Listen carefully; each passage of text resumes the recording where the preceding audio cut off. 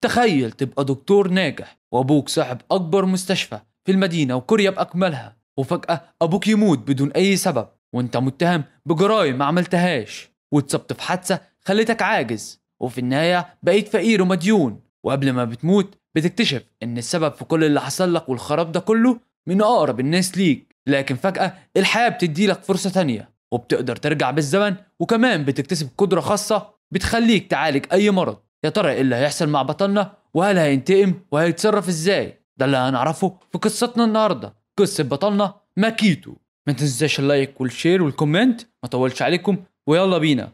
بتبدأ القصة في سنة 2023 بإعلان متعلق على الحيطة مكتوب فيه إن تم قفل إعادة شندو. في حوالين الإعلان شتايم وهجوم، وده معناه إن الناس بتكره الدكتور. وبنروح لواحد اسمه ماكيتو، وبيكون راجل عنده 40 سنة وكان شغال دكتور سابق وحاليا عاطل عن العمل، وبتكون حياته تعيسة وعايش في بيت فقير وبيشرب خمرة وبيفتح التلفزيون على برنامج مستضيفين فيه واحد اسمه أوزاو، وده كان زميل لبطلنا قبل كده. وبيقول ماكيتو لنفسه ازاي وصل بيها لحل كده، وبيبص على التلفزيون وبيقول أوزاو هو السبب في كل اللي حصل لي. وبيبدأ بطلنا ماكيتو يحكي لنا عن اللي حصل له في الماضي، ونروح لمستشفى سيو، ودي مستشفى مرموقة وكبيرة بيجي لها ناس كتير مشهورين من الوسط الفني والسياسي ورجال الأعمال. والمستشفى دي بتديرها عيلة أبو بطلنا. وبنشوف دكتور بيطمن المريض وبيقول له أنت بتتحسن كويس. فبيسأله المريض يا مدير أنت ليه بتعمل جولات بنفسك وبتكشف علينا؟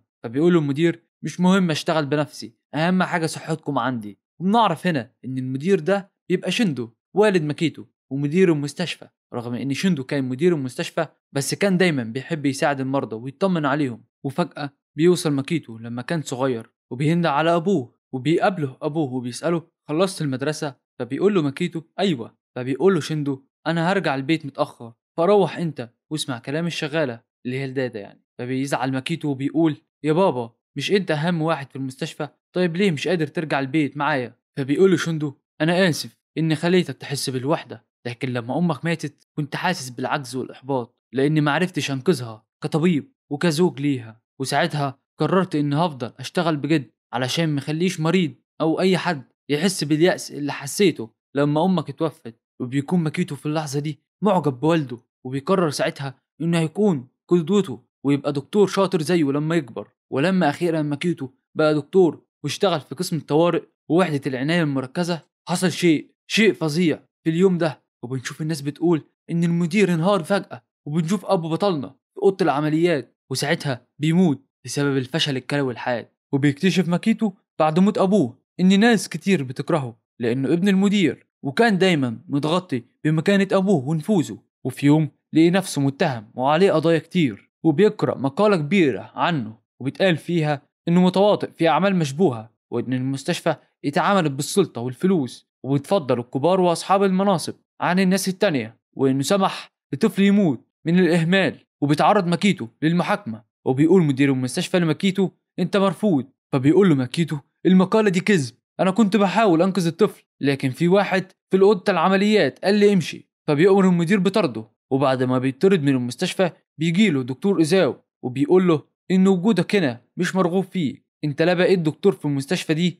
ولا حتى وريث. فبيقول له ماكيتو أنت السبب في كل اللي حصل لي وطردتني من أوضة العمليات وسبت الطفل يموت علشان تورطني. فبيضحك إيزاو ضحكة شريرة وبيقول اتأخرت قوي علشان تفهم الموضوع. وبيكمل عندي ليك هدية وداع، وهي انك تسجلت في القائمة السوداء، وده معناه انك مش هتشتغل في الطب تاني طول حياتك. وبيمشي أوزاو وبيقول للأسف ان الدكتور شندو يبقى عنده ابن غبي بالشكل ده. فبيجري وراه ماكيتو علشان ينتقم منه لكن بيمنعه امن المستشفى، وبيروح ماكيتو لشخص علشان يستلف منه ويبني عيادة خاصة. وبيقول الشخص هقدم لك صفقة كويسة لأني سمعت عن اللي حصل معاك. وحتى بعد ما اترفد ماكيتو من عالم الطب ما قدرش يتخطى عن كونه دكتور، ففتح عيادته الخاصة وتراكم عليه ديون ضخمة. لكن بعد فترة اتعرض لحادثة، وبيقول الدكاترة عن حالته احنا قدرنا ننقذ حياته بالعافية لكن الأعصاب في ايده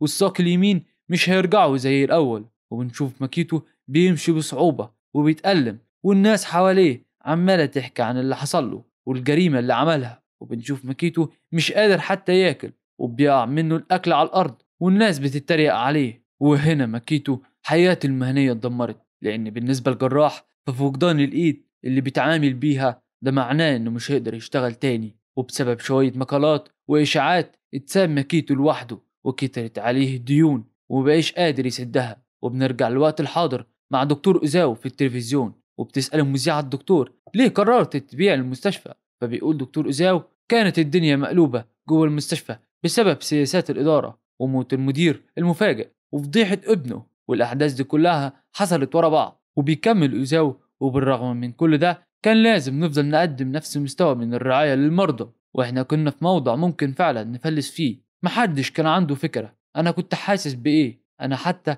مش قادر اعيش حياتي طبيعية. فساعتها بيتعصب ماكيتو وبيقول بطل كده، انت خططت لكل اللي حصل، ازاي قادر تتصرف بالبرود ده؟ وبيكمل انت ما اهتمتش بحاجة في المستشفى غير الفلوس. وبيكسر ماكيتو التلفزيون بصورة ليه هو وابوه. وفجأة بيوصل ناس ليهم ديون عند ماكيتو وبيرنوا جرس الباب، وبيقول الشخص افتح يا ماكيتو ورجع علينا الفلوس بتاعتنا. فبيثبت ماكيتو في مكانه وما بيقدرش يفتح الباب. وبيكمل الراجل وبيرزع على الباب وبيقول سمعت انك كمان مأخر في دفع الإيجار، وعشان كده عملت نسخة من مفتاح الباب وهحاول ادخل بيها. وبيكون ماكيتو خايف ومش عارف يتصرف، وبيكتشف صاحب الديون انه قافل الشقة بالسلاسل. فبيقول لماكيتو انت خلاص ما بقتش دكتور، ولو مت محدش هيهتم بموتك، فسدد ديونك قبل ما تموت. وبيكسر السلسلة بآلة حادة. فبينط ماكيتو من الشباك علشان يهرب، فبيجروا وراه بسرعة قبل ما يهرب. وبيجري ماكيتو في الشارع وهو بيسأل نفسه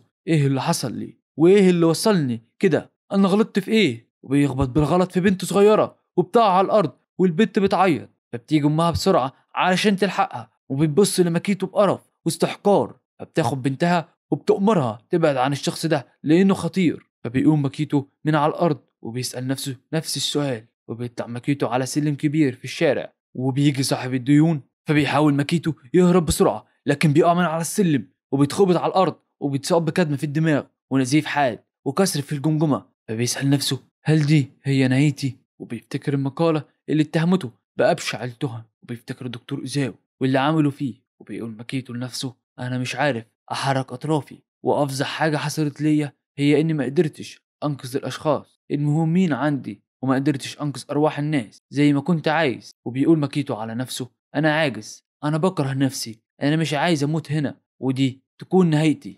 فجأة في حاجة بتنور قدام ماكيتو وبتظهر شاشة النظام مكتوب عليها بيانات ماكيتو وبتقول انتهت اللعبة. وقتها بيستغرب ماكيتو من اللي بيشوفه وبيقول هل فعلا انتهت اللعبة بجد؟ وبيلاقي قدامه على الشاشة خانة مكتوب عليها استكمال ولا نهاية. فبيقول لنفسه انت بتطلب مني اختار، ده كلام فاضي، بس هيكون ايه لو فعلا قدرت اختار؟ وبيرجع له الامل تاني لان كل حاجة هتتصلح. وبيقول لنفسه عايز ارجع كل حاجة، وبيدوس على خانة الاستكمال وبنشوف قدامه صور حد ماسك ايده وصور واحد ميت في تابوت بيحصل له انعاش. وفجأة بيلاقي نفسه سليم ومفوش اي حاجة، موجود في مستشفى ابوه، وفي حد بيرن عليه على الموبايل. فبيقول انا فين؟ انا متأكد اني اتصبت ووقعت من على السلم. فبيرد على التليفون وبيسأل مين معايا؟ فبيقول له اللي في التليفون ايه نسيت صوت ابوك؟ فبيتعصب ماكيتو وبيقول بلاش المقالب دي، انا والدي اتوفى من 12 سنة. وبيبص لنفسه في المراية وبيلاقي انه ملامحه اتغيرت ورجع شباب تاني. وبيقول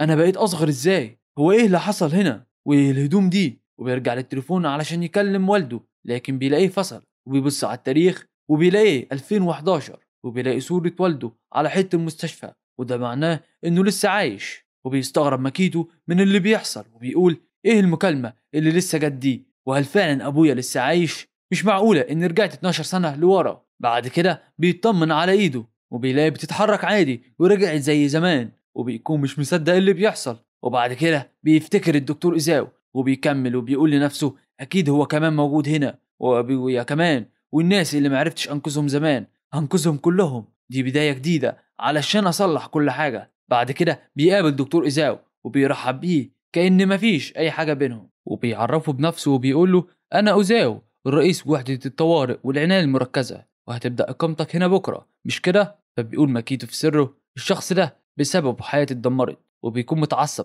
فبيقول لنفسه اهدى، المرة دي مش هسيبه اللي يعمل اللي هو عايزه. فبيرد عليه ماكيتو وبيقول وانا كمان متشوق اشتغل معاك وبتظاهر ماكيتو إن مفيش أي حاجة بينهم. ولما بيسلم ماكيتو عليه بيحس بألم في إيده، وبيشوف كهرباء، وبيشوف الأعضاء الداخلية والهيكل العظمي لجسم أوزاو كأني بيبص من أشعة إكس راي. وبيقول ماكيتو إيه اللي حصل؟ أنا كأني ببص جوه جسمه وبشوف كل حاجة. فبيسأله أوزاو في حاجة ولا إيه؟ فبيقول ماكيتو لا مفيش حاجة، اعذرني أنا همشي دلوقتي. ولما بيقعد لوحده بيكون مستغرب وبيسأل نفسه إيه سبب اللي حصل؟ يمكن علشان إحساسي في إيد اليمين رجع فجأة فبقيت حاسس بزيادة. بس إيه اللي شفته ده؟ وإيه ممكن يكون؟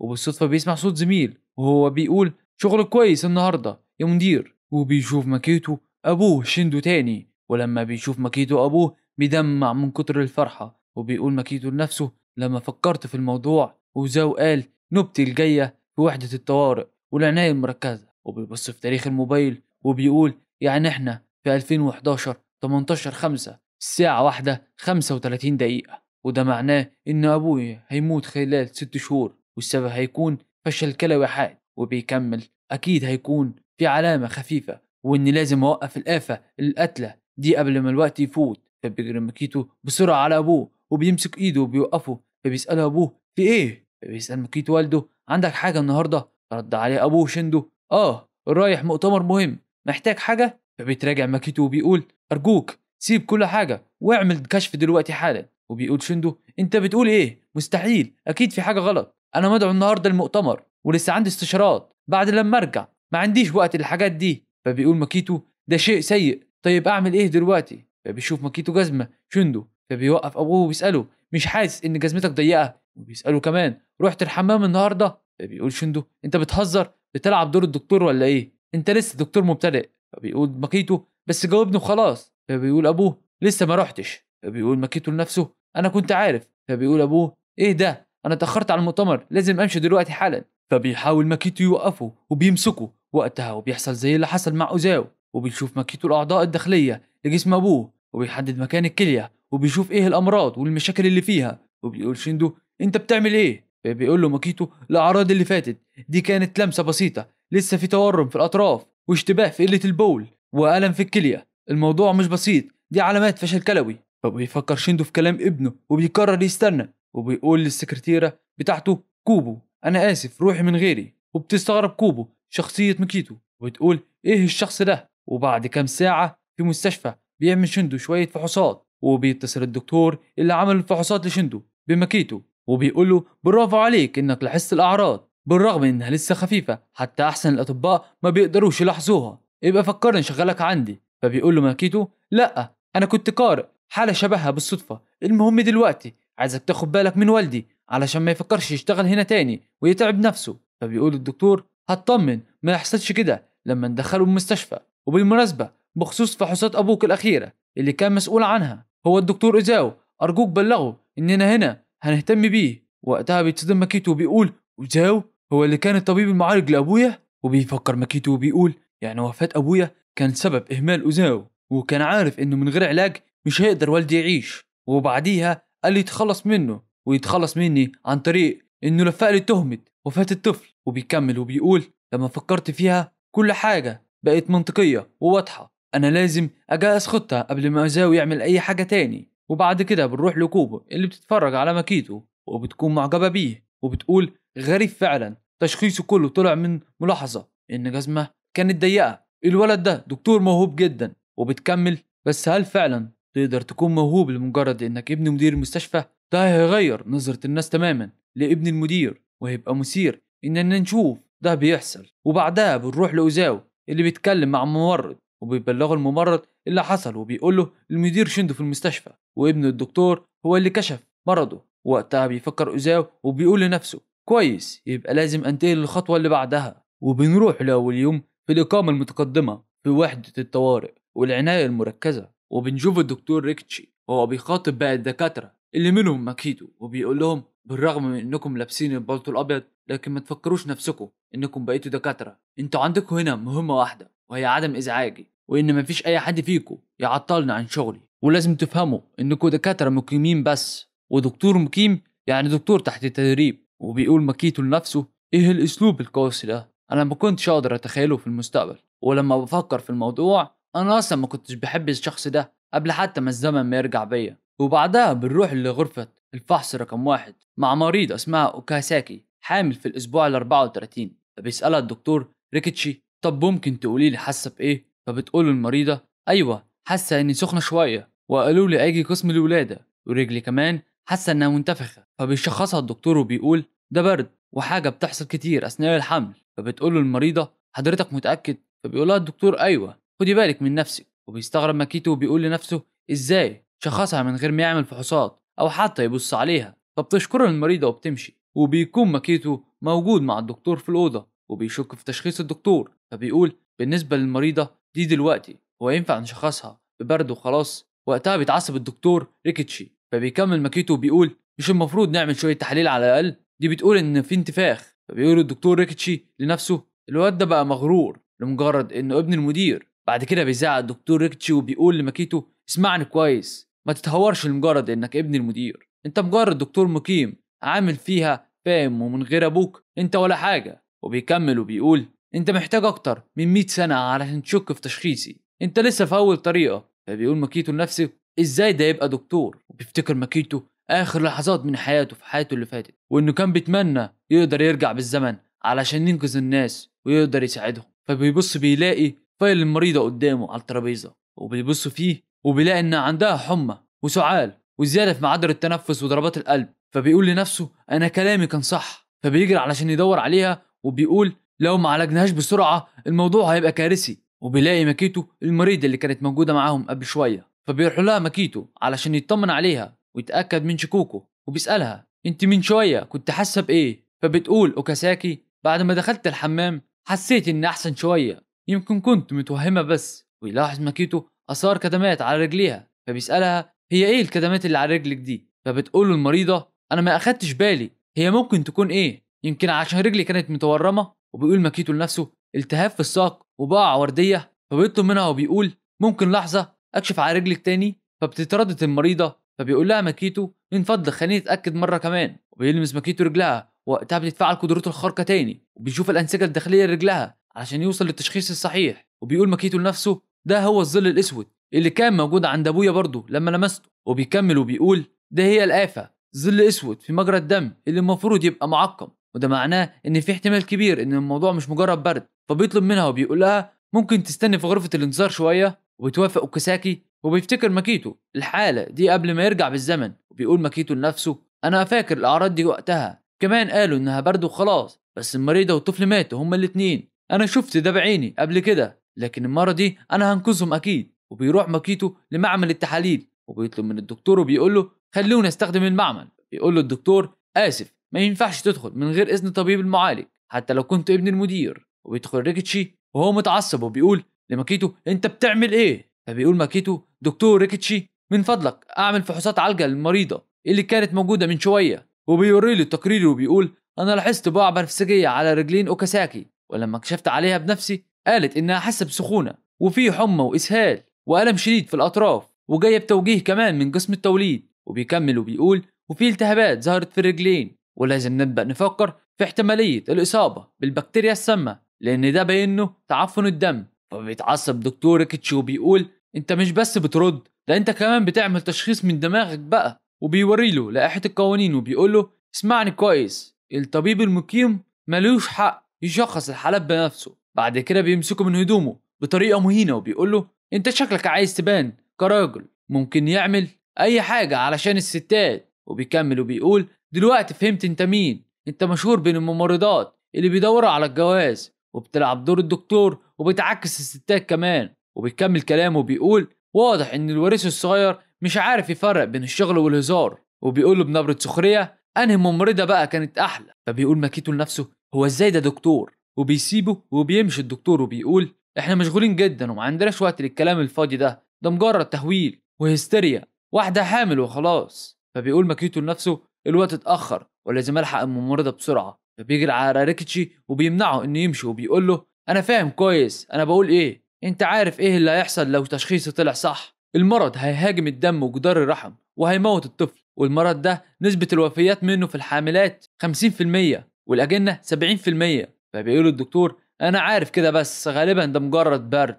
وبيكمل وبيقول لو عملنا تحليل على كل تفصيلة مش هنخلص شغل أبدا. بيقول ماكيتو بس لازم نعمل كده حتى لو الشك بسيط، لأننا كأطباء ما ينفعش نتهاون في إنقاذ حياة الناس. وأرجوك مش مهم إني طبيب مقيم ولا ابن المدير، المهم لأن في شخص هينهار قدام عينينا وانت كمان دكتور وعارف كده. وبيقول ريكيتشي طيب لو مصر بالشكل ده هسمح لك تعمل اللي عايزه. فبيشكره ماكيتو. فبيقول ريكيتشي استنى بس، انت كده بتتحدى حكمي، انا طبيب المعالج والمشرف، فهل انت مستعد للي ممكن يحصل بعد كده؟ وبيكمل وبيقول لو التحاليل طلعت انها مجرد برد هبلغ عنك فورا وهتهمك بتهمة العصيان المبالغ لرئيسك وللنظام كله، وسواء كنت مقيم او لا مش هيفرق، لان الشكوى دي هتوديك ورا الشمس وهتحطك في القائمة السوداء. طبعا احنا عارفين القائمة السوداء دي اللي هي مش بتخليه يشتغل في الطب تاني. فبيرتبك ماكيتو وبيضطر يوافق وبيفتكر اللي حصل لما اوزاو وقع في نفس الورطة.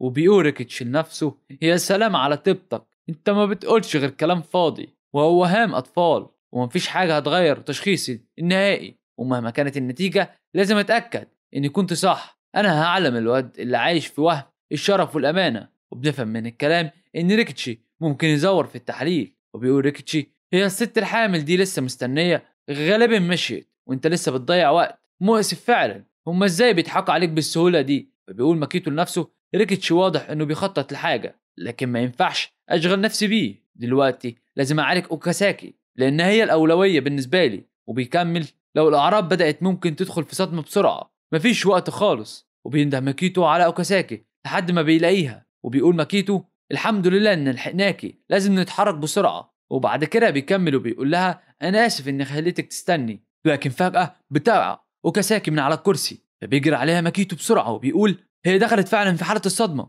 فبيقول لريكسي دكتور هات حد يساعد بسرعة. فبيجري الدكتور وهو مرتبك وخايف وبيقول ماكيتو لنفسه ارجوك خلينا نوصل في الوقت الصح. بنفتكر في الحلقة اللي فاتت لما بطلنا رجع بالزمن علشان ينتقم من اللي دمروا حياته، واكتشف ان عنده قدرة يقدر يعالج بيها كل المرضى ويقدر ينقذ ابوه من الموت. وواجه دكتور ريكيتشي واكتشف مرض خطير عند مريضة اسمها اوكاساكي وقرر ينقذها هي والجنين اللي في بطنها. وبنكمل الاحداث وبينقل الحالة للعناية المركزة وبتكون مؤشراتها الحيوية كلها خطيرة. وبيلوم ماكيتو نفسه على اللي حصل وبيقول علشان اتأخرت الحالة سائت، لكن مفيش وقت للتردد دلوقتي والمرة دي انا لازم انقذها. وبيشوف ريكيتشي الحالة اللي وصلت ليها المريضة وبيكون متوتر وخايف جدا لانه عارف انه السبب، لكن بالرغم من كده بيقول لنفسه اللي حصل مش غلطتي، لان حتى لو حد تاني كشف عليها كان هيقول ان عندها برد وده نفس اللي انا قلته. وبيقول دكتور المعمل نتائج التحاليل ظهرت. فبيشوفها دكتور ريكيتشي وبيلاقي ان كلام ماكيتو كله صح. وبيظهر ماكيتو وبيزعل لريكيتشي علشان يشوف النتيجة التحاليل وبيقول لنفسه انا كنت صح. وبيقول ماكيتو لدكتور التحاليل ممكن اشوف فحص قلب الجنين، وبيلاقي خلل في معدل ضربات القلب الجنين وده معناه ان في احتمال كبير لموت الجنين. وبيقول للدكاترة احنا هنعمل عملية قيصرية طارئة استعدوا بسرعة. فبتتردد الدكاترة وبيقولوا له الماكيتو ما ينفعش نمشي على تعليماتك لانك لسه دكتور مقيم يعني مبتدئ قصدهم. وبيقول ماكيتو ايوه صح انا نسيت ان لسه دكتور مبتدئ. وفجأة بتظهر واحدة وبتقول يا جماعة ننفذوا اوامر ماكيتو بالحرف الواحد. فبيقول ماكيتو لنفسه انا فاكرها دي كوبو، والكوبو دي بتبقى دكتورة في وحدة الطوارئ والعناية المركزة، رغم ان مهاراتها زي اوزاو بالظبط لكن ما عمرها ما اهتمت ولا بالترقية ولا بالشهرة. وفي اشاعات بتقول انها مريضة نفسيا وبتحب يشرح جثث البشر. وبيقول ماكيتو لنفسه يا ترى ليه ما كانتش ليا علاقة بيها في حياتي السابقة، وهل كانت بتراقبني لما كنت واقف مع ابويا؟ وبتقول كوبو لماكيتو شكرا على اللي عملته امبارح. وبتكمل دلوقتي نحضر التجهيزات وانا هتحمل المسؤولية. وبتدخل اوضه العنايه المركزه والدكاتره وراها وبيستغرب ماكيتو وبيقول لنفسه هي ساعدتني ليه ويا ترى ايه اللي بتفكر فيه. بس التفكير في الموضوع ده مش مهم دلوقتي خالص، المهم هو اننا نلحق المريضه. وبيستعد علشان يدخل اوضه العمليات لكن دكتور ريكيتشي بيوقفه وبيقول له ما تتهورش انت لسه مبتدئ. فبيرد عليه ماكيتو الطبيب المقيم مش مبتدئ وفي مرضى كتير ما يقدروش يختاروا الدكتور اللي هيعالجهم، وعلشان كده علينا ان احنا نركز ونفحص اللي قدامنا بكل دقة ونحاول ننقذه على قد ما نقدر. وبيكمل ماكيتو مفيش فرق بين الدكتور والمقيم في الموقف ده، كونك دكتور هو الشغلانة الوحيدة اللي تقدر فيها تنقذ المرضى. وبيكمل ماكيتو وبيقول له الدكتور ريكيتشي انت اكيد كان ليك موقف ساعة ما كنت مقيم وكان عندك امل في انك تنقذ الناس. وبيمشي ماكيتو وبيقول انا رايح اساعد في عملية الولادة القيصرية. وبيسيب الدكتور ريكيتشي وهو حاسس بالندم وتأنيب الضمير. وبنشوف ماكيتو وكوبو في اوضة العمليات وبتدي كوبو ماكيتو الادوات وبتقول له اعمل العملية بنفسك. فبيستغرب ماكيتو وبيقول لنفسه هو ايه هدفها بالظبط؟ مش كوبو كانت بتحب التشريح؟ ليه مش بتعمله بنفسها؟ وبتحذره كوبو وبتقول له لو عملت حاجة غلط هوقفك فورا.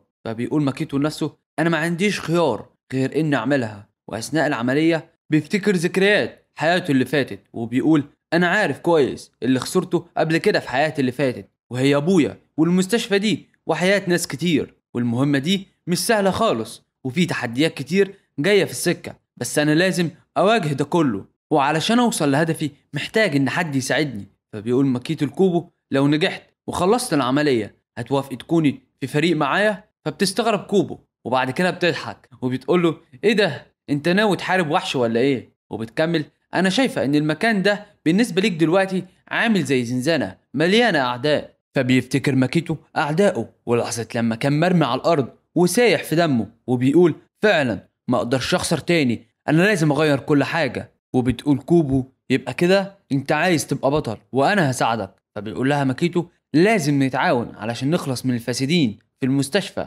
فارجوكي ساعديني. وبتظهر شاشة النظام وعليها مهمة والمهمة دي بتكون انقاذ المريضة والجنين. وبيبدأ ماكيتو العملية وبيعمل فتحة عمودية في بطن المريضة وبياخد مقص من كوبو وبيشيل الأغشية. بعد كده بيقطع الأنسجة وأخيرا بيقدر يشيل الرحم ويفتحه. وفي الوقت ده بيشوف الدكاترة التانيين الشغل بتاع ماكيتو وبيكونوا مبهورين جدا من مهارة ماكيتو وبيقولوا هو ازاي الدكتور ده يبقى ماهر بالطريقة دي؟ ده بيعمل العملية كأنه عملها قبل كده بالرغم من ان دي اول مرة ليه يعمل العملية. وبيفتح ماكيتو الرحم وبيدخل ايده وبيقول ماكيتو للطفل حاول تساعدني علشان تخرج بالكامل. وبيسحب ماكيتو الطفل واحدة واحدة لحد ما بيخرجه بالكامل. بس بيقول ماكيتو لنفسه اول ما بيشوف الطفل ده مش بيتحرك وفي انقطاع في التنفس وضعف في حركة العضلات وكمان لون جلده ازرق. وبيقول لنفسه انا زي ما توقعت الجنين في حالة اختناق. فبتقول دكتور كوبو خليك هادي وحطه على ظهره وافتح مجرى التنفس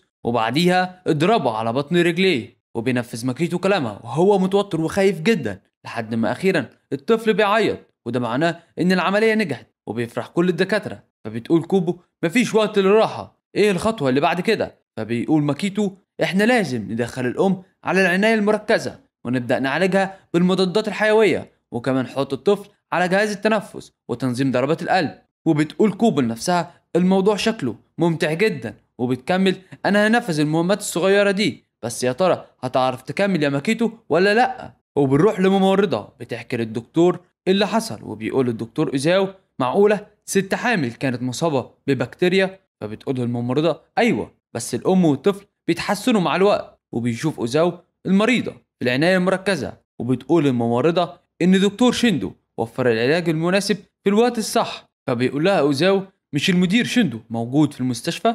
فبتقول له الممرضة لا مش المدير اللي عمل كده ده ابنه. فبيتفاجئ أوزاو وبيقول ابنه ازاي؟ مش ده لسه مقيم تقريبا؟ فبتقول الممرضة ايوه دي الحقيقة لكن كان صعب انه حد يصدق انه يقدر يتصرف بالمهارة دي وهو لسه جديد. وبالمقارنة دكتور ريكيتشي ما عملش اي حاجة خالص. وبيشوف اوزاو ملف الممرضة وبيقول لنفسه فعلا توقيت مثالي وعلاج جه في الوقت بالظبط. معقولة دكتور جديد لسه متعين هو اللي عمل كده؟ وبيكمل وبيقول حتى لو كان ابن المدير اللي عمله ده شبه مستحيل. يا ترى ايه حكاية الشخص ده؟ وبعد 3 أسابيع بيروح ماكيتو علشان يطمن على المريضة وعلى الطفل. وبتقول له اوكاساكي لو ما كنتش حضرتك موجود يا دكتور مش عارفة انا والطفل كان ايه اللي هيحصل لنا. شكرا ليك. فبيقول ماكيتو ولا يهمك انا ممتن انكم بخير. وبيقول ماكيتو للطفل الحمد لله انك بخير. وبتقول اوكاساكي ده صحي من النوم شكله عايز يشكرك يا دكتور. وبتكلم الطفل وبتقول له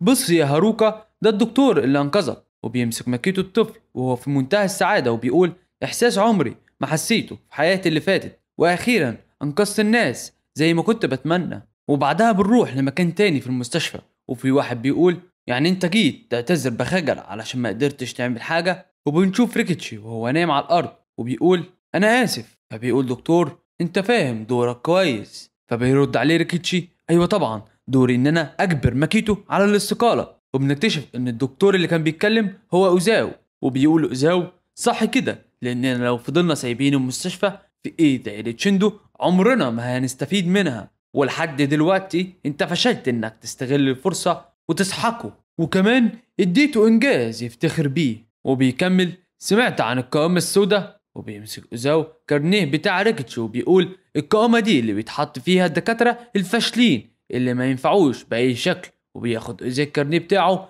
فبيقول ريكيتشي استنى أرجوك أي حاجة إلا ده، وبيحاول ريكيتشي يترجاه علشان يرحمه، لكن اوزاو بيقطع الكارنيه بالمقص وبيقول من النهارده انت كمان على القائمة دي. وبيقول اوزاو بكل سخرية يا ترى يا دكتور ريكيتشي هتعمل ايه لو ما اشتغلتش دكتور؟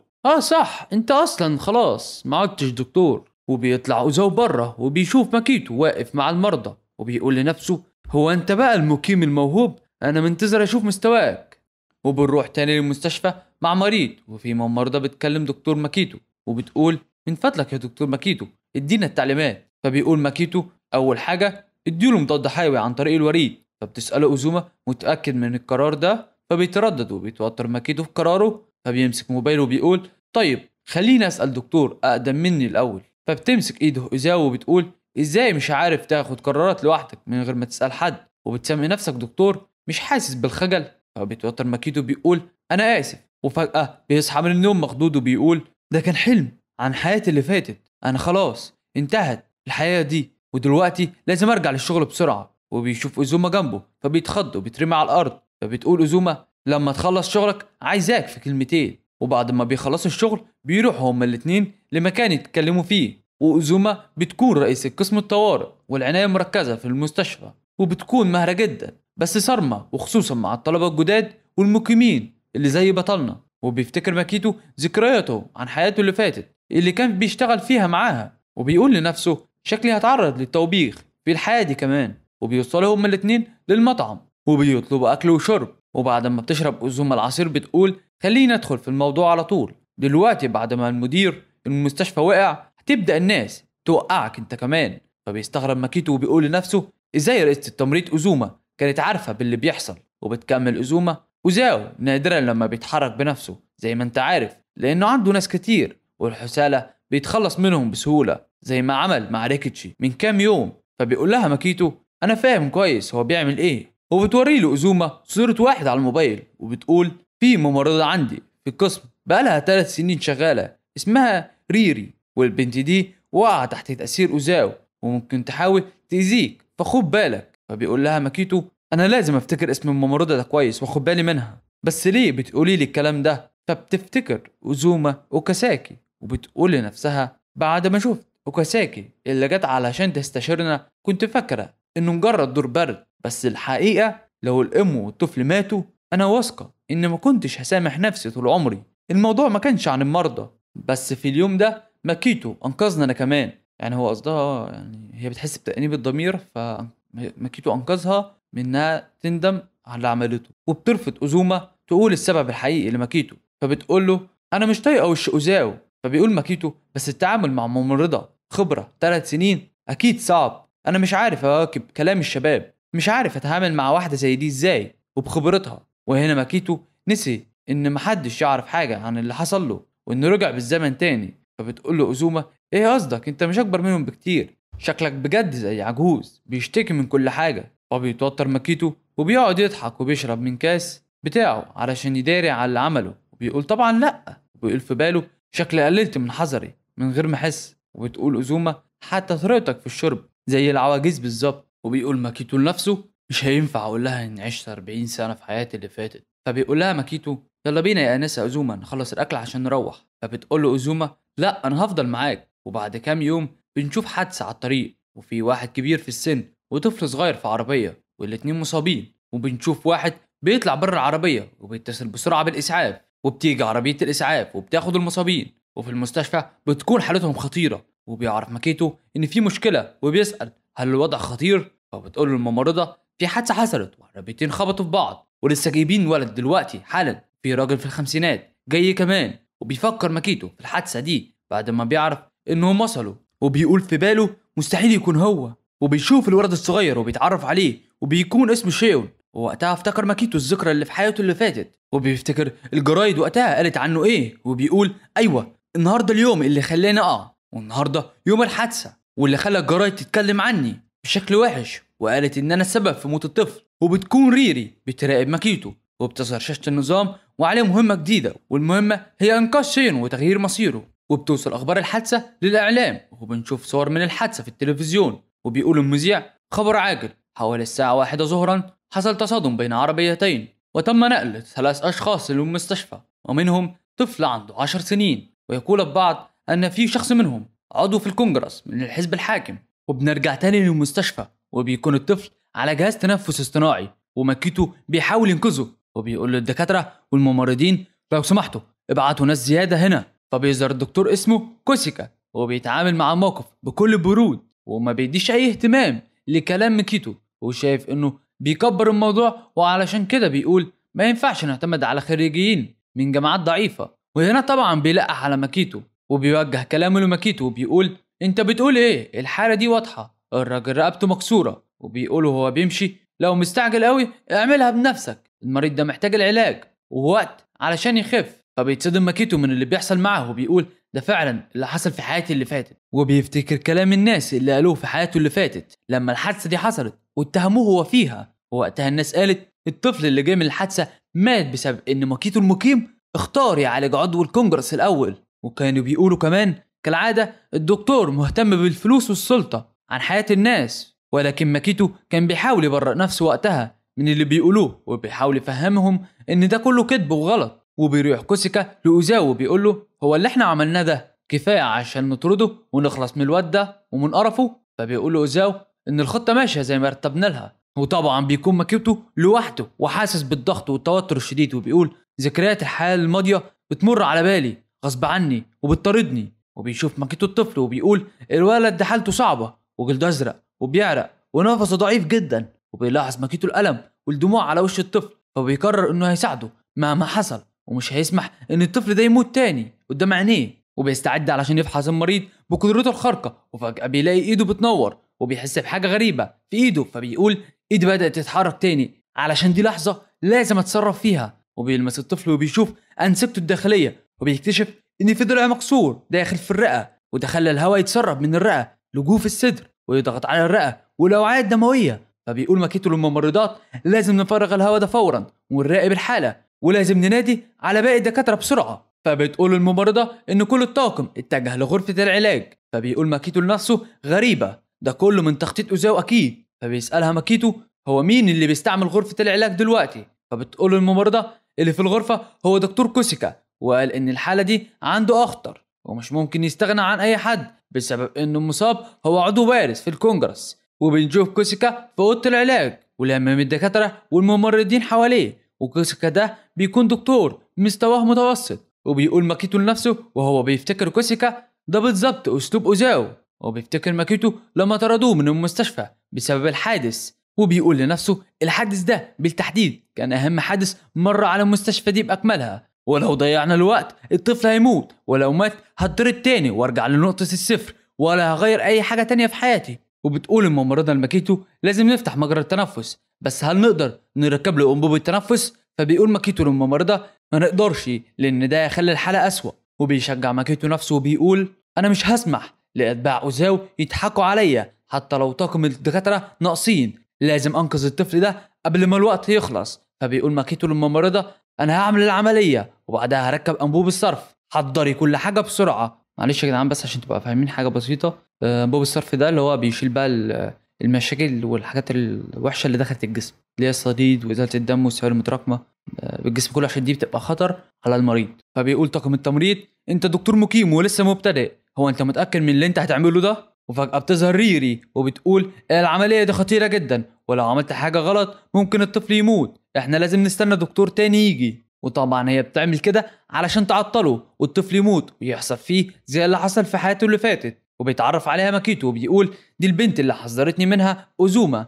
ايه اللي جابها دلوقتي؟ هي ناقصة. وبتكمل ريري اكيد ماكيتو هيفشل في العملية دي، ولو ده حصل المريض هيموت اللي هو الطفل والمستشفى هتدخل في قضية وساعتها هتتبهدل وهتتورط في مشاكل كتيرة، والممرضات هم اللي هيتعاملوا مع الردود العنيفة من المرضى. وبتكمل: انت مجرد مقيم ولسه مبتدئ، ما تحاولش تعمل حاجة مش ضرورية. فبيقولها ماكيتو: بس ما ينفعش نستنى اكتر من كده، لان من غير علاج ممكن الطفل يموت. فبتقول ريري: الدكتور لسه صغير وبيتصرف بكبرياء، ازاي نسيبه ياخد قرار؟ احنا المفروض نسيب الموضوع لدكتور اكبر.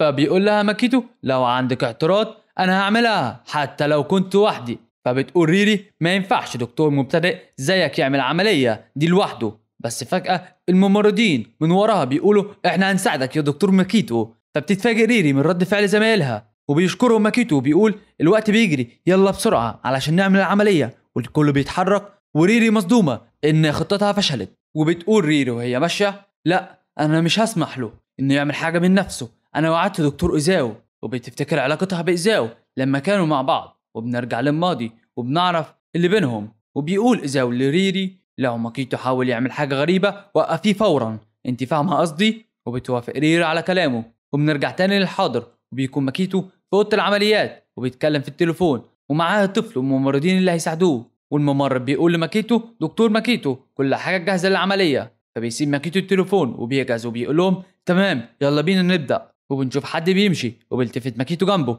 وفجاه بيضربوا شخص غريب. تحمل الممرضه الطفل، والممرض بيحاول يلحق الوضع وبيزعق الراجل ده وبيقول: انت ناوي تخرج من جسم ابني؟ انت مجرد طبيب مقيم، هات دكتور متخصص فورا. وبيمسك الممرض الراجل علشان يحوشه عن ماكيتو. وبنعرف هنا انه والد شيون اللي هو الطفل. وبيكمل الراجل: انت هتضيع حياة ابني اللي انقذتها بالعافية لما اتصلت بالاسعاف، انا مش هسمح لحد يلمس ابني غير دكتور متخصص وفاهم. وبنشوف ريري بتتفرج على اللي بيحصل، وبيعرف ماكيتو ان هي اللي سمحت له يدخل علشان يمنعه يعمل العملية، وخوفته ان دكتور مبتدئ زي ماكيتو هيموت ابنه. وبيقول ماكيتو لنفسه: الوقت بيعدي والشيون بينهار. وبيزعق والد شيون وهو منفعل: انت بتهزر، ازاي هتعمل عمليه لابني؟ شيون مش فار تجارب لهوا زيك. وبيقول ماكيتو لنفسه: ريري كانت قصدها تدخله. وبتكون ريري واقفه وشايفه اللي بيحصل، وبتقول لنفسها: الوقت مهم علشان يعمل العمليه ومفيش مجال ان حد يتدخل، والا كل حاجه هتفشل. وحتى لو اقنع والد شيون، لو العمليه فشلت ماكيتو هيتحمل المسؤوليه، وده هو اللي عايزه اوزاو. وبيقول ماكيتو لنفسه وهو متوتر: الوقت بيخلص والوقت بيزداد صعوبة، لأن بمجرد ما تبدأ العملية لعضو الكونجرس كل الدكاترة والتمريض هيتحولوا هناك، ومفيش حد هيفضل معايا. وأكيد كوساكا هو اللي كان مرتب كل حاجة من الأول. حتى لو أنقذنا الولد بالعملية ممكن تحصل له مضاعفات تانية، ما ينفعش نفضل واقفين مستنيين، الولد حياته في خطر. فبيقول ماكيتو للأب: من فضلك اخرج بره. فبيتعصب الأب وبيمسك في ماكيتو بكل غضب وبيقول: اخرج بره، انت لو فشلت وابني مات هتتحمل المسؤولية. ووقتها الأب بيبدأ يتراجع، وبيكمل ماكيتو: بقاء شيون دلوقتي بيعتمد على سرعة التصرف مش على الألقاب، أنا مش فارق معايا الألقاب، اللي فارق معايا هو إنقاذ ابنك. وبيفتكر الأب ابنه وبيقول لماكيتو: ينفع أثق فيك؟ فبيطمنه ماكيتو، فبيسيبوا الأب وبيمشي وهو بيقول: أحسن لك تاخد بالك وانت شغال. فبتتصدم ريري من اللي بيحصل وبتقول لنفسها: ايه اللي حصل؟ هو مش المفروض الولد ده يبقى مجرد ابن غني ملوش لازمة؟ وبيستعد ماكيتو للعملية وبيحدد مكانها، وبيقول ماكيتو لنفسه: دلوقتي جه وقت التنفيذ. وبيستعمل القدرة الخارقة وبيشوف الجهاز التنفسي للطفل وبيلاقي ان فيه ضلوع كتيرة مكسورة. وبيكون ماكيتو ناوي يعمل ثقب في صدر الطفل علشان يفرغ الهواء الموجود في القفص الصدري، وبيقول لنفسه: لازم الاقي المكان المثالي للثقب. وبعد ما بيدور بيقول المكان المثالي للثقب هو بين الضلع الاول والتاني تحت الترقوة بالظبط. الترقوة دي عظمة يعني فوق، تمام، فوق القفص الصدري. وبيكمل: لازم وانا شغال اتجنب الاعصاب والاوعية الدموية اللي تحت الضلع، واخلي الابرة تخترق بشكل عمودي على الغشاء الرئة. وبيغرز ماكيتو الابرة في المكان المحدد، والابرة عدت غشاء الرئة وبيثبت فتحة في صدر الطفل. والممرضين بيتفرجوا عليه وهم منبهرين وبيقولوا: الحمد لله، تنفسه رجع تاني والعملية نجحت. وريري بتكون واقفة وبتقول لنفسها: حتى لو كان الموضوع ماشي بالحظ لحد دلوقتي، الخطوة الجاية مش هتكون سهلة خالص عليه. فبيقول ماكيتو لنفسه: دلوقتي لازم أركب أنبوب الصرف، ودي أصعب خطوة يعني، ودي طريقة بنعملها يعني في الطب علشان إيه؟ نسحب السوائل والتجمعات اللي بتبقى في الصدر علشان نقدر نرجع يعني الرئة للتنفس الطبيعي تاني. دي معلومة طبية يعني. وبيكمل ماكيتو علشان نبدأ لازم أحط الأنبوب الصرف تحت الضلع الرابع. وبيفتح ماكيتو شقة جلدي بطول 2 سنتيمتر وبيوسع الفتحة باستخدام المقص. وبعدها بيمسك الملقاط وبيشيل الأنسجة اللي بين الضلوع علشان يفتح مسار نثبت فيه أنبوب الصرف. وريري طبعا بتكون مصدومة من نجاح ماكيتو في العملية لغاية دلوقتي وبتقول إيه ده مستحيل، اللي بيعمله ده مش طبيعي، اللي طبيب مقيم زيه ومبتدئ، دي حركة بتاخد سنين من الخبرة. لو زاوية المشرط بس اتحركت شوية غلط ده كان ممكن يعمل انتفاخ تحت الجلد ويخلي الهواء يتراكم جوه الأنسجة ويخليها تتورم ويضيع المريض ويموت. اللي قدامنا ده مش مجرد مقيم، ده أكيد مش اللي اتفقنا عليه أنا والدكتور إيزاو. وبنشوف حالة الرئة بتاعت صدر المريض وبيقول ماكيتو لنفسه وهو شغال في الصدر الهواء بيتراكم فوق عند قمة تجويف الرئة. وبنشوف جهاز التصريف وبيكمل ماكيتو وعلشان كده دخلت أنبوب التصريف لفوق ناحية قمة الرئة. وفجأة بتنده الممرضة على ماكيتو وهي خايفة وبتقول يا دكتور عندنا مشكلة، الطفل بينزف دم كتير والنزيف مش بيقف، وكمية الدم اللي نزلت كانت أكتر من 500 ملي، واللي بيحصل ده اسمه نزيف دموي حاد، والموقف بيخرج عن السيطرة والوضع بيزداد سوء. فبيقول ماكيتو لنفسه احنا محتاجين نوقف النزيف فورا ولازم ننقل دم في أسرع وقت ممكن، وكمان محتاجين نجهز عملية جراحية طارئة. فبيتصل ماكيتو والممرض بالطوارئ علشان يجهزوا طاقم طبي للعملية. لكن بيبقى في مشكلة كبيرة لأن الإدارة بترد على ماكيتو وبتقول له كوسكا موجود هنا وعملية عضو الكونجرس هتبدأ كمان 5 دقايق. وبيقول الممرض لماكيتو يا دكتور الطاقم كله مشغول، كلهم بيشاركوا في عملية عضو الكونجرس. وممرضة تانية بتقول ازاي ده يحصل دلوقتي، مستحيل نعمل العملية الجراحية دي، احنا بس 3 أشخاص. فبيقول ماكيتو لنفسه وهو حزين مع الأسف ملحقناش في الوقت المناسب، وبيفتكر ذكريات حياته اللي فاتت وبيقول في اللحظات زي دي بتبدأ حياتي اللي فاتت تعدي قدامي وببدأ أشك في نفسي، هل غلطت تاني؟ هل أنا السبب في ده كله تاني؟ بس فجأة بيشوف 2 جايين ناحيته وبيقولوا لماكيتو انت عندك جرأة مش طبيعية وبتخلينا نعمل المهمات الصعبة. وبيشوف ماكيتو والممرضين وهم متفاجئين وبيلاقوا ان ال2 دول هم رئيسة التمريض أوزوما والدكتور كوبو. الدنيا هتقلب جمدان دلوقتي. وبتقول كوبو بضحكة انا لسه في اجازتي وبرضه جاي تستدعيني، واضح انك بقيت جريء قوي يا ماكيتو. وبيعرف ماكيتو ان الاخبار وصلت لهم وجايين يساعدوه وبيكون مبسوط جدا. فبتزعق أزوما في التمريض علشان يتحركوا وبتقول انتوا واقفين بتتفرجوا على ايه، اتحركوا. فبيرد عليهم الطاقم حاضر. وبتقول أزوما لماكيتو حتى انا كنت متوقعه انك هتطلب مساعده الدكتوره كوبو، انت نوعك ايه، انت مستحيل تكون دكتور مقيم. وبتقول كوبو بكل ثقه دلوقتي بقى بعد ما وصلت لحد هنا مش هنطول، هنخلص الموضوع بسرعه ماشي. فبيقول لها ماكيتو اكيد طبعا. وبتبدا العمليه التانية وبيقول ماكيتو لنفسه في ناس كتير فعلا مؤمنه بيا. وبيحدد ماكيتو خطوات العمليه وبيقول دلوقتي اول خطوه نبدا نوقف النزيف خصوصا لو في نزيف شديد في الصدر. وبيكمل قبل اي حاجه انا لازم اؤمن بنفسي كويس، انا لازم انقذ الطفل ده مهما حصل.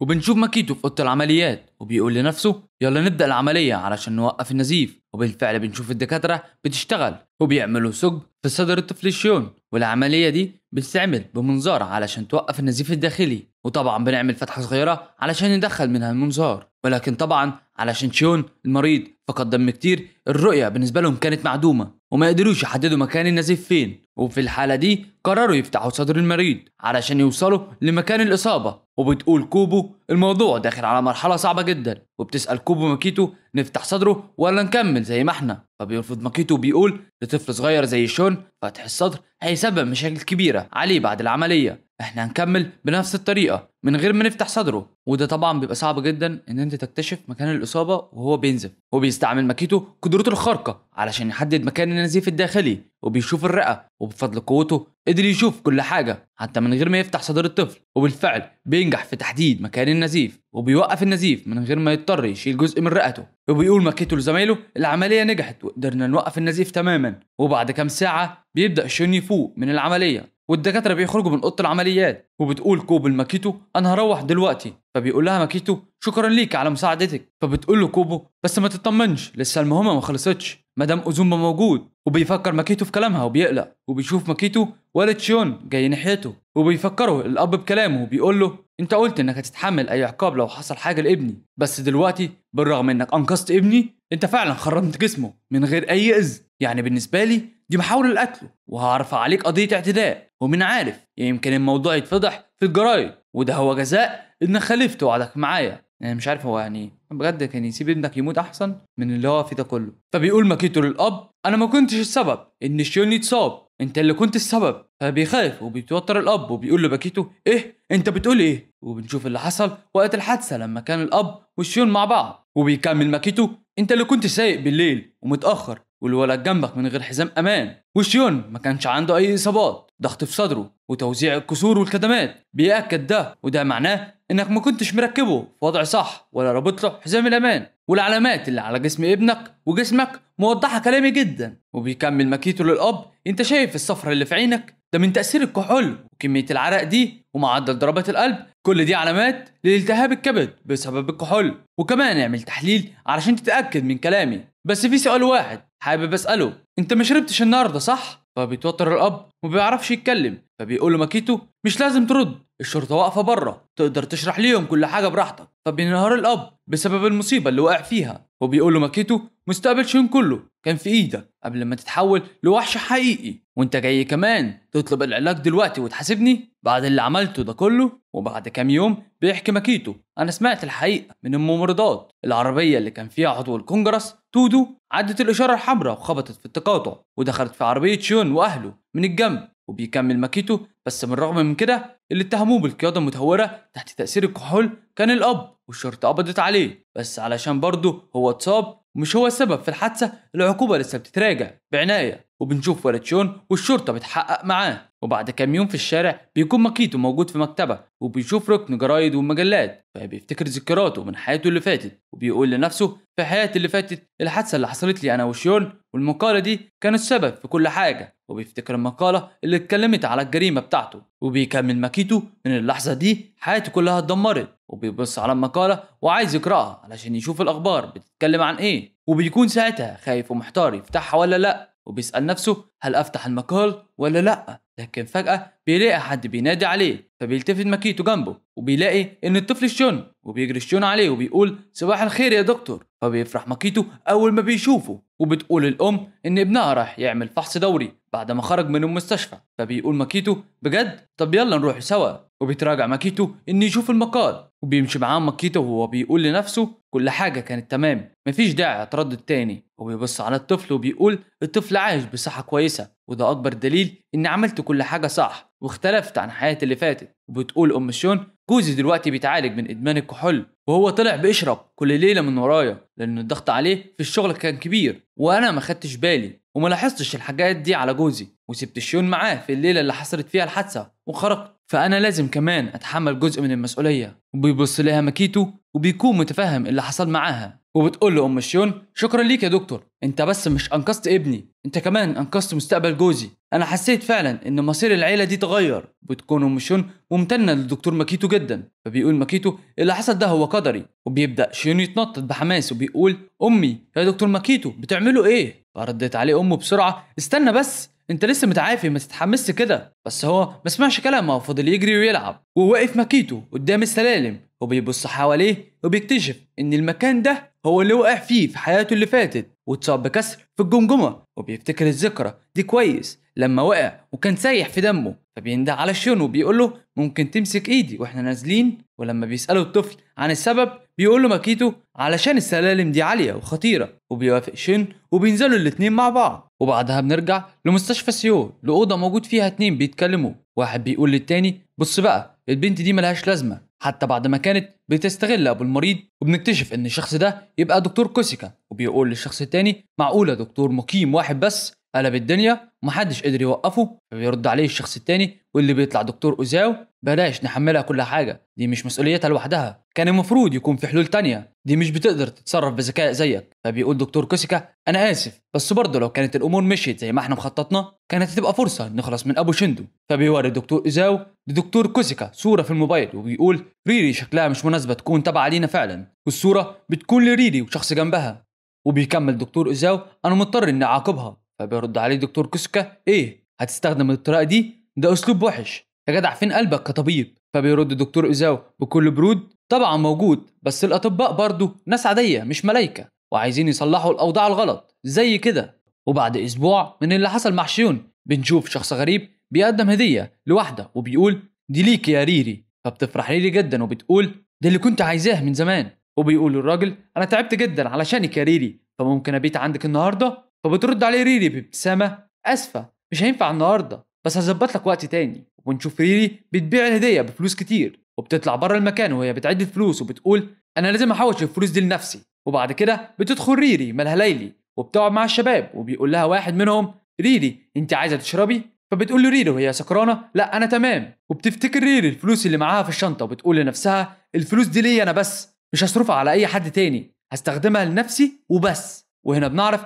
ان ريري بتشتغل فتاة ليل. وبنروح لمستشفى سيو وبنشوف شخص غريب بيبص على ريري وهي بتتكلم مع مريض وبتقول له احنا هنتابع التقدم كالعاده. فبيقول لها المريض شكرا لكم جدا. وبينده الشخص الغريب على ريري لكن ريري بتاخد بالها منه وبتتضايق جدا وبتسيبه وبتمشي. فبيزعل الراجل لما بتسيبه وبتمشي وبنعرف ان ده ابوها واسمه شيميزو. فبيجي دكتور كوسيكا وبيقول للراجل هو انت ابو ريري؟ عايز اتكلم معاك شويه. وبيمشي شيميزو ابو ريري ورا الدكتور كوسيكا لكن فجاه بيفقد تركيزه وبيقع على الارض. فبيلحقوا ماكيتو بسرعه قبل ما يقع وبيطمن عليه. فبيقول له شيميزو انا تمام بس حسيت بدوخه بسيطه. ولما بيمشي شيميزو بيلاقي ماكيتو حاجه وقعت منه على الارض فبياخدها وبيديها له. فبيشكره شيميزو وبيمشي وبيخرج بره المستشفى. وبعدها بيقعد يفكر ماكيتو وهو بيبحث في اللابتوب عن حاجه معينه وبيقول لنفسه انا لما لمست الراجل ايدي اليمين اتحركت لوحدها وحسيت بحاجه غريبه في دماغه. ولما بيدور بيلاقي ان الراجل ده ليه ملف قديم في المستشفى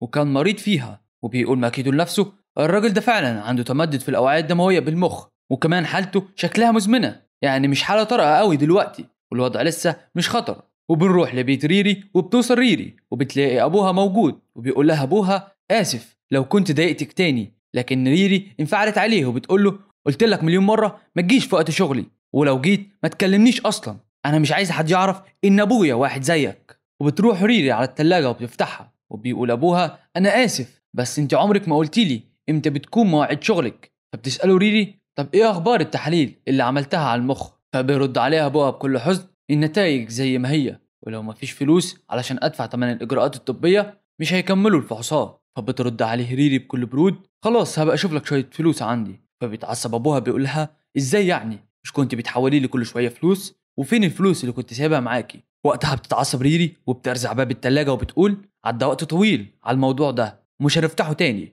امي خدت اغلب الفلوس لما سابتنا والفلوس اللي بتجيبها لي مش كفايه اصلا. وقتها بيرتبك شيميزو وما بيعرفش يرد عليها فبيقول لها بكل خجل بس انت اكيد بتكسبي كويس دلوقتي. وبنشوف شيميزو كان واقف مع دكتور كوسيكا وبيقول له كوسيكا ريري بتكسب كويس، يعني معاها فلوس كتير وكمان بتكسب من كذا طريقه بعيدا عن الطب. فبتتعصب ريري وبتقول الفلوس دي بتاعتي ومش من حقك تاخدها. فبيقول شيميزو بس احنا عيله ازاي ما تساعدنيش؟ فبتنفعل ريري وبترمي ازازه العصير على الارض وبتكسرها وبتقول له ازاي تجرأ وتقول كده؟ انا ما اخترتش اكون بنتك وانت عمرك ما عملت لي حاجه. فبيقعد شيميزو وبيبكي وبعدين بيقول لها انا اسف وبينحني على الارض علشان تسامحه. فبتقول له ريري هو دلوقتي انا الوحشه؟ انت عمرك ما كنت مهتم بحاجه غير القمار والشرب وعلشان كده ماما سابتك ومشيت مع راجل تاني. وبتكمل بصوت مكسور يعني انا قليله علشان اتسبت وحديه، وانا وسخ علشان بكذب الرجاله، وانا غلط علشان مش بعرف اعيش من غير ما اتعلق بحد. وبتفتكر ذكرياتها الحزينه وهي بتتكلم وبتقول اللي عايز يعيط دلوقتي ويزعل هو انا مش انت. وبتاخد شنطتها وبتمشي وهي بتقول لابوها بمنتهى القسوه الموضوع مش حلو بس قول لي بقى انت شايف ان ليك حق تعيط؟ وبتكمل ريري وابوها بيسمعه وهو بيعيط ايوه بكسب كويس اليومين دول علشان بلعب برجاله في سنك تقريبا. ساعتها بيتصدم شيميزو وبيمسك فيها وبيقول بعصبيه اوعي تكوني بتبيعي جسمك. فبتزق ريري وبتقول بكل برود طيب وايه يعني؟ افترض اني فعلا ببيع جسمي، على الاقل الرجاله دول بياخدوني لاماكن محترمه وبيصرفوا عليا على عكس ابويا. انا كنت الاول ببيع جسمي علشان ادفع علاجك بس دلوقتي ما بقتش مهتمه، جسمي ده ملكي وفلوسي دي ليا انا اعمل بفلوسي اللي انا عايزاه. وبتمشي ريري وبتسيبه فبينده شيميزو عليها فبتقوله هي ماشيه ليه بقى ما تموتش وتخلصني؟ وبتسيبه وهي منهاره. وبيقول شيميزو لنفسه انا عملت ايه في بنتي؟ وبيجري وراها في الشارع وبينده عليها وبيكون في واحد سايق عجله وبيتفرج على الموبايل وبيفضل شيميزو ينده على ريري وبيكون شيميزو وسواق العجله مش واخدين بالهم من بعض وفجاه بيخبطوا في بعض سوا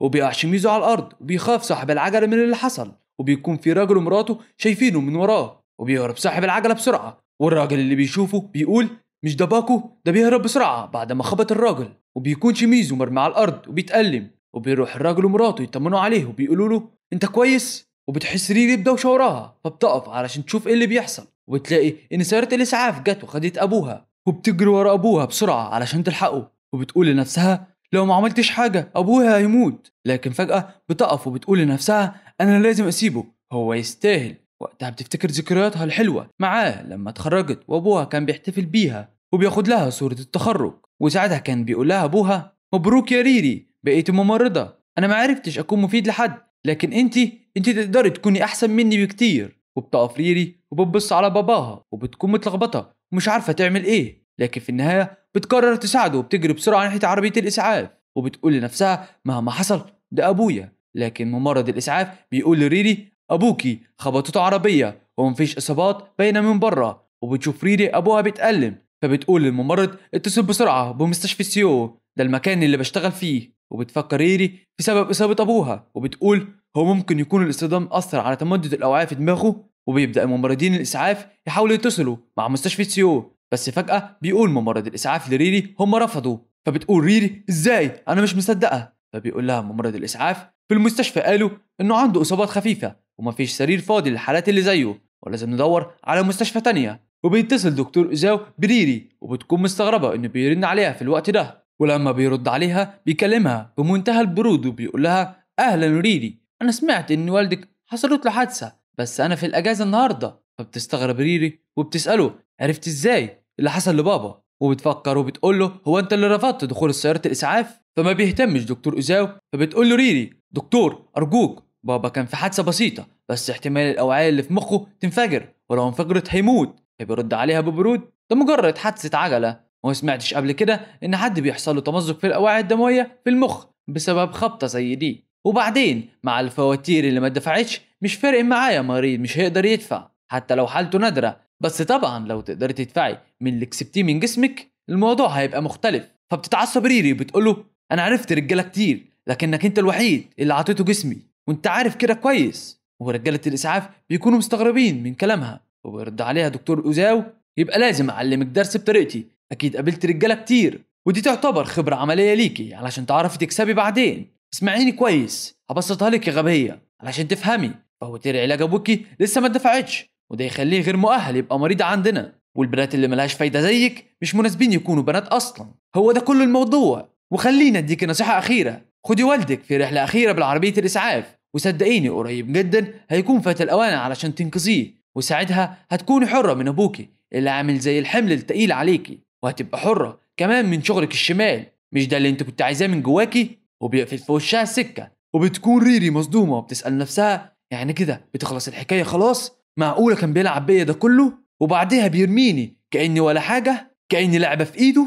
وبتفتكر ذكرياتها معاه وبتقول وهي بتعيط مش ممكن، أكيد في حاجة أقدر أعملها، مش معقول أكون عاجزة كده. فجأة حد غريب بيتصل بيها فبتستغرب وبتقول مين اللي بيرن عليا في وقت زي ده، ولما بتفتح بتسأل مين اللي بيتصل فبتلاقي واحد بيقول أنا ساشيميزو، أنت لسه في الإسعاف؟ إحنا هنكلم المسعفين من هنا فورا. فبتستغرب وبتتوتر وبيكمل اللي بيتكلم في التليفون ما تقلقيش هندخل والدك المستشفى وانا هديك الاذن وهتصرف. وبنشوف ايه بتنور وبنعرف ان الشخص اللي كان بيتكلم هو ماكيتو، وبيقول الراجل حالة الطوارئ مرفوضة لان شيميزو ما كانش بيدفع فواتير اصلا. فبيرد عليه دكتور اوزاو فعلا وريري ما بتدفعش برضه ولا ليها اي لازمة واحنا لازم نعلمها درس كويس، بس انا مش عارف هل هتختار تحمي نفسها ولا تنقذ ابوها. فبيقول له دكتور كوسيكا بسخرية انت هتقلب دكتور بجد ولا ايه؟ فبيرد دكتور ايزاو وهو مبتسم طبعا انا يهمني مصلحة المستشفى قبل اي حد تاني. وبيقفل معاه المكالمة وبيأمر دكتور كوسيكا الموظف انه يرفض حالة شيميزو مهما حصل. وبيرد موظف المستشفى على المكالمة اسفين مش هنقدر نقبل الحالة. وبتكون أزومة واقفة بتتصنت على الدكتور كوسيكا وبتقول لنفسها ابو ريري وقع فجأة انا لازم ابلغ دكتور ماكيتو فورا. وبنروح لماكيتو اللي بيلوم نفسه على اللي حصل وبيقول ازاي اعتمدت على احساس ايدي اليمين بس، ازاي ما عملتش حسابي ان في حوادث محدش يتوقعها ومش دايما بتديك فرصة. وبيجري ماكيتو على اوضه الدكتور كوسيكا بيقول له بكل انفعال احنا هنقبل شيميزو في المستشفى اتصل بيه تاني. فبيرد عليه دكتور كوسيكا انا مش عارف انت سمعت منين بس ما تتسرعش يا دكتور ماكيتو، دي مجرد خبطة من عجلة مفيش داعي نعالج حاجة بسيطة زي كده. وبيكمل هو بيشرب سيجارة روح على بيتكم قبل ما تتاذى، فكر في مصلحتك الاول قبل ما تفكر في مصلحه الناس يا دكتور ماكيتو.